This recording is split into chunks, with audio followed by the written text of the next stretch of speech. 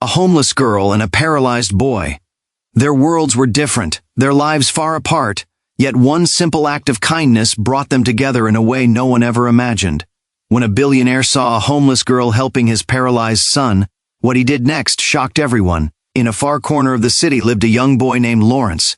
His father, Mr. Anthony, was a billionaire, but inside their home, money had no power to bring happiness anymore. Lawrence once had a warm and joyful life. His mother, Grace, was a gentle, kind-hearted woman loved by everyone. She had a soft voice and treated her children like treasures. Lawrence had a twin sister, Antonia, and the two were inseparable. They played together, laughed together, and shared their dreams. But one terrible day changed everything. Grace was driving with Lawrence and Antonia in the back seat. They were singing and laughing when suddenly a large truck lost control and came speeding toward them. A loud crash shook the world around them. Grace and Antonia did not survive. Lawrence, badly injured, lived, but he could no longer walk. His world became confined to a wheelchair. Months passed in the hospital as doctors tried everything, but nothing could restore his ability to walk. When he was finally taken home, the light in his eyes was gone. He no longer talked, smiled, or played. He stayed silent, distant, and lost in his own world. Mr. Anthony tried doctors, therapists, gifts, and trips, but Lawrence remained locked behind an invisible wall. One morning, while preparing for work, Mr. Anthony gave instructions to Agnes, the maid, to buy groceries. She made a list, received money, and left for the market with the driver. Before leaving the house, Anthony visited Lawrence's room. The boy sat motionless in his wheelchair, staring at the wall. Anthony knelt beside him, speaking softly, but Lawrence said nothing. With a heavy heart, Anthony left for work. Agnes and the driver were soon stuck in heavy traffic for hours. Meanwhile, at home, the gatekeeper Mark took pain relief medicine for his back. It made him drowsy, and soon he fell deeply asleep. The house became silent, too silent. Lawrence sat alone with no one around, no sound, no warmth. Feeling a deep emptiness, he slowly began to move his wheelchair toward the door. Inch by inch, he pushed himself outside, saw the gatekeeper asleep, and quietly pushed the gate open. Without hesitation, he entered the busy street alone. Almost an hour later, Agnes returned and panicked when she realized Lawrence was nowhere in the house. Trembling, she searched everywhere but found nothing. She rushed to the gatekeeper, who woke in shock, claiming he saw nothing.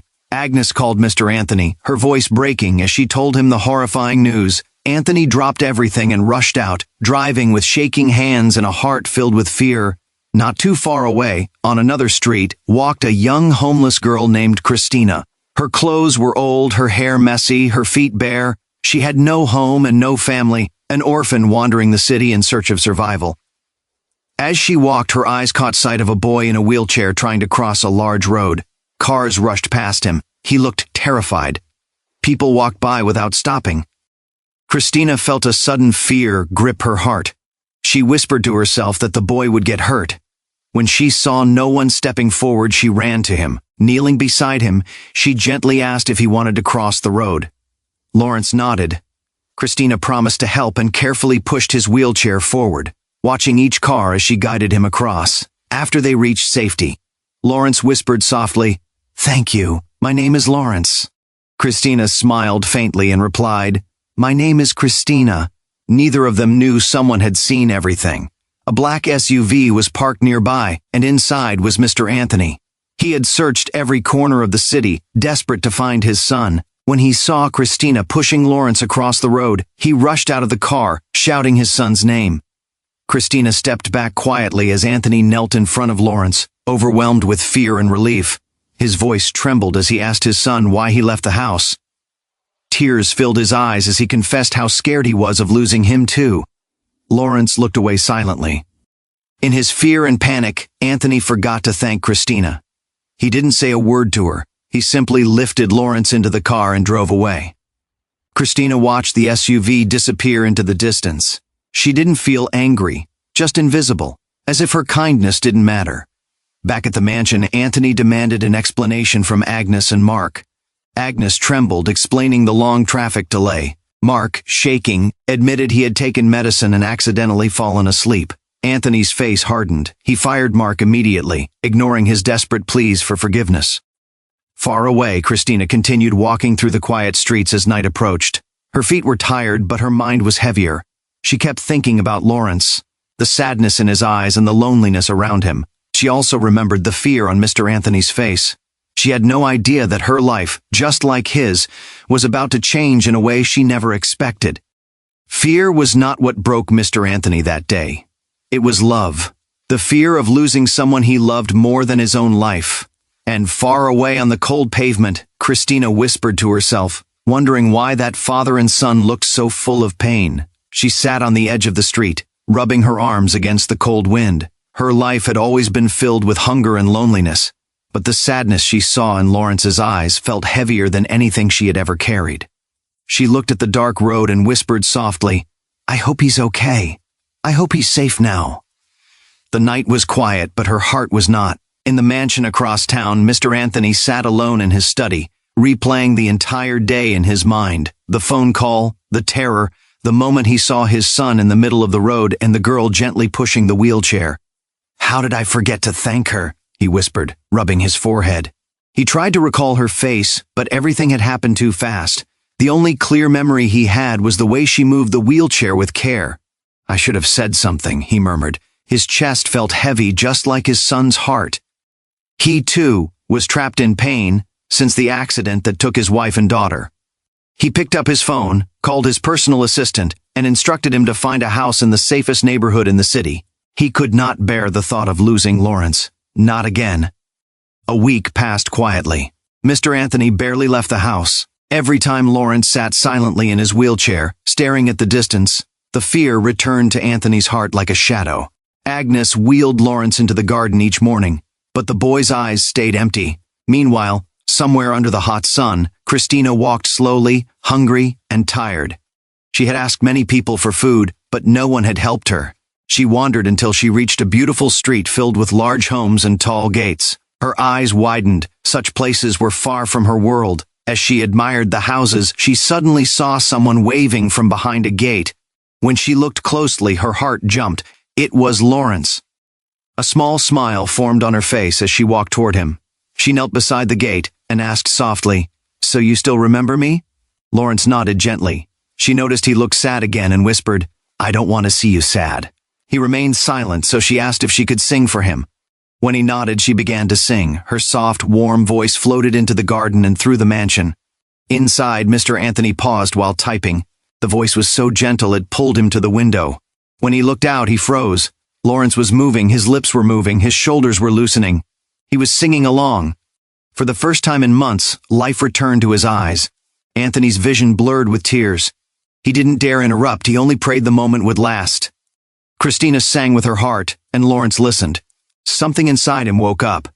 After a while, Agnes went to the gate with a plate of warm food. She smiled at Christina and handed it to her gently.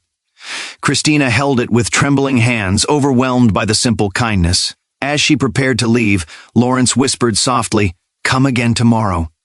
Christina smiled warmly and promised she would. Inside the mansion, Anthony sat quietly in his study, wondering how someone with nothing could carry so much kindness, warmth, and joy. He felt hope again, something he hadn't felt in a long time. Christina walked through the streets holding her food close, whispering happily to herself that she would not sleep hungry that night. Back in his room, Lawrence hummed the same song she had sung. The house felt alive again. Every morning after that, Christina came to the gate.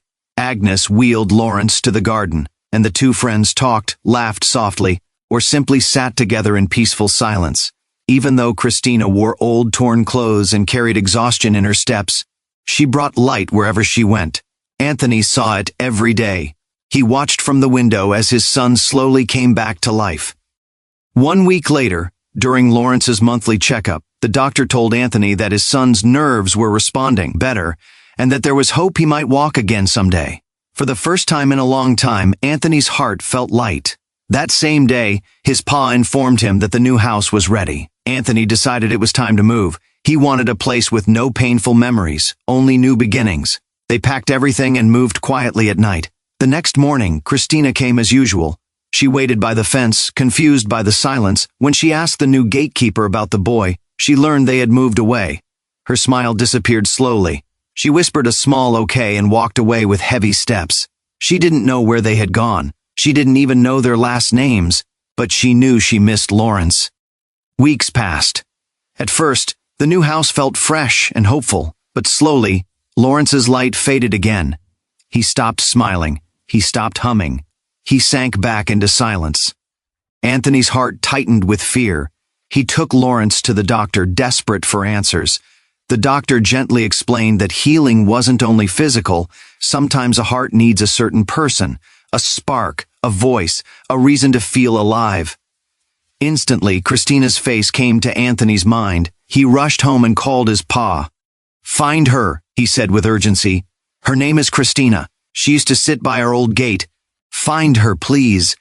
The PA searched everywhere, the old house, the same street where she met Lawrence, all the nearby roads, but no one had seen her. After days of trying, he called Anthony with a heavy voice and said she couldn't be found. But while they searched, Christina was fighting for her life. One stormy night, she had collapsed from the cold. A couple found her shivering in the rain and rushed her to the hospital. The doctor diagnosed her with severe hypothermia and admitted her urgently. She lay in the ward, pale and weak, far from anyone who knew her story. 2 days later, while Mr. Anthony sat waiting in the hospital hallway during Lawrence's checkup, he heard raised voices coming from a nearby room.